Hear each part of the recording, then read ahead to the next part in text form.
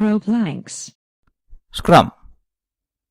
Scrum is a framework within which people can address complex adaptive problems while productively and creatively delivering products of the highest possible value. It is one of the more popular agile methods, whose life cycle is similar to the agile project life cycle that we discussed in an earlier chapter. To handle complex adaptive problems, Scrum uses empirical process mechanisms, which we covered in the introduction chapter. Scrum itself is considered as a project management framework and hence does not include any engineering practices.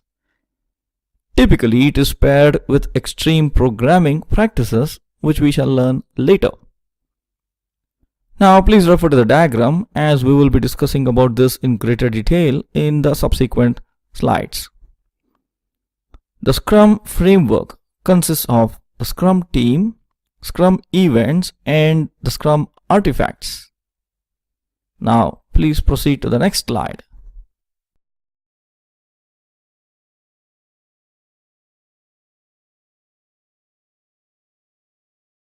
Scrum components. Scrum can be explained through its components: the Scrum team, the Scrum events, and the Scrum artifacts. Now let us get into more details on each of these.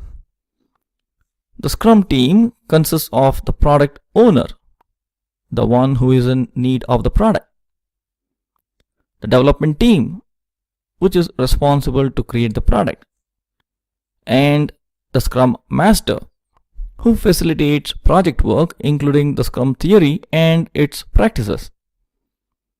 Next, we discuss about Scrum events. These include the following: sprint, which represents a time box within which an increment of work is done; sprint planning meeting, where the what and how of the sprint is planned; daily Scrum, which helps the teams to inspect and adapt; sprint review, where the product is demonstrated for feedback; and lastly, the sprint retrospective, where lessons learned are documented. Finally, we discuss about Scrum artifacts, which are the outputs of the work done. Here we discuss about product backlog, which represents the customer's requirements; sprint backlog, which is the list of items committed for the sprint; increment, which is the output of the work done within the sprint. Now that you have an overall view of Scrum, it is time for getting into even greater detail. So follow on and keep track of the discussion. If required, revise these slides before proceeding.